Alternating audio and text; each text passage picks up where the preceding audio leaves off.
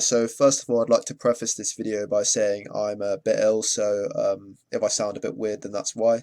But other than that, I'll get straight into it. There's loads of what I think is quite interesting opinions and information on Redwire and why it's gone so much down recently, and kind of a little idea for a investment or swing trade at the moment. Of course, I'm no financial advisor. This is just food for thought, but I'll go into things like the multiples analysis and the current news regarding Redwire.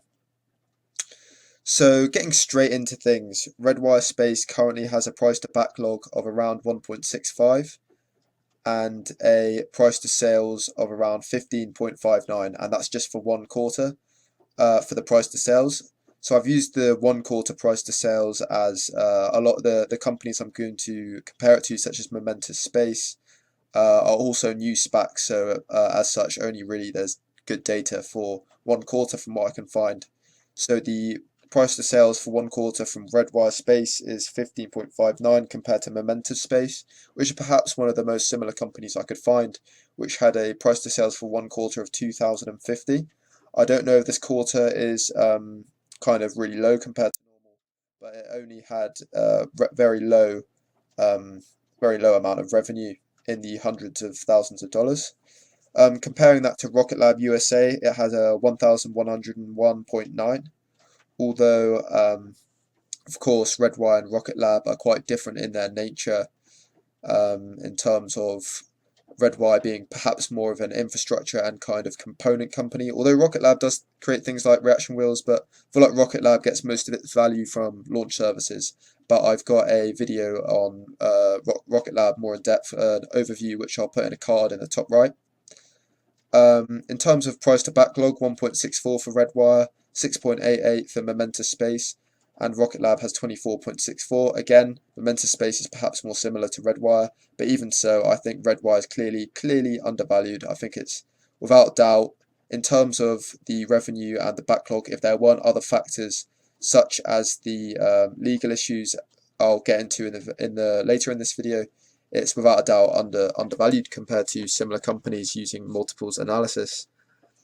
So it's currently at around $7 compared to the SPAC valuation at $10, which of course, although I don't want to give too much credit to the valuation given at the beginning, it would have been some kind of professional, maybe investment bank, that would have valued this company. So it's clearly undervalued compared to what professionals think. Although of course the reason that it's perhaps so undervalued is due to a failure to submit a quarterly 10Q report on time. And with this in mind, perhaps this is priced in. Personally, I think that it's kind of everyone's overreacted, investors have overreacted and oversold, sorry, so to speak. And I think it's a good buying opportunity. Could be wrong, but we'll see how things go. It's said to be down to accountancy issues, this failure to report a 10Q on time. And I think if Redwire Space submits this 10Q anytime soon or receives an extension on the submission, I'm confident the stock price will recover. Something quite important to note is that it's not been delisted at the moment, and I'm going to go into a kind of a case study, so to speak, with Triterras. Again, I've done a brief video on Triterras. This one's perhaps a bit more comedic in its nature, but that'll be put in the top right as well if you're interested in that.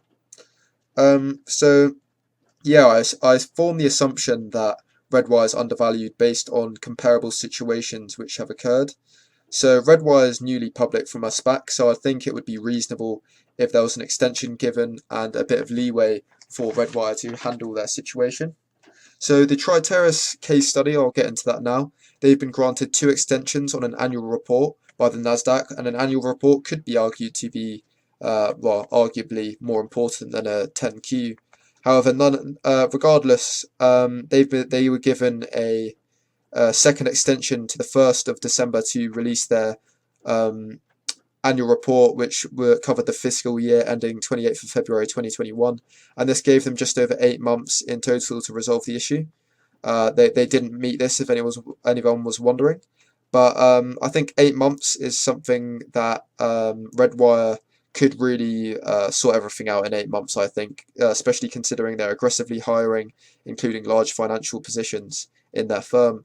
So it would that would give Redwire, if they did get 8 months, of course they may not, but using that assumption, they may have until around the 1st of April 2022, which I think gives a decent amount of time.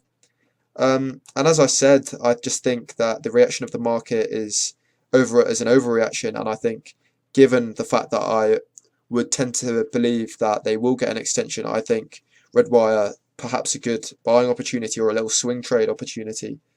Um, Aside from these issues, I've got again a stock overview of Redwire, which I'll put a card in the top right. Redwire is also facing many issues from law firms. So many quite substantial law firms are reaching out to Redwire shareholders to get in touch, and that they can hopefully claim back some of their losses as a result of Redwire's failure to release this 10Q report. As of course, it's not the investor's fault, and due to this fault, which is potentially illegal, it will lead to people losing money. So this is something to keep in mind, especially as well, considering that many Redwire may lose a lot of money from these legal battles. And Redwire currently has a 2020 achieved price to sales of 3.66, which is really quite good for a space or growth company, especially considering it's cash flow positive compared to many space companies which aren't. It has long-term relationships with high-profile customers, and it will continue to grow with these in the space industry as a whole. It has civil customers such as NASA. It has other customers such as the US Space Force, works with Blue Origin, SpaceX, MIT, Relativity, Momentus, and more.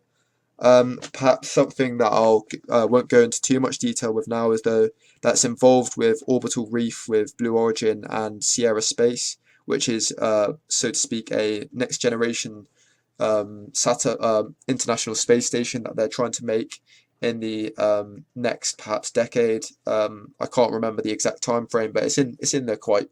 I won't expect it to be done until the quite distant future.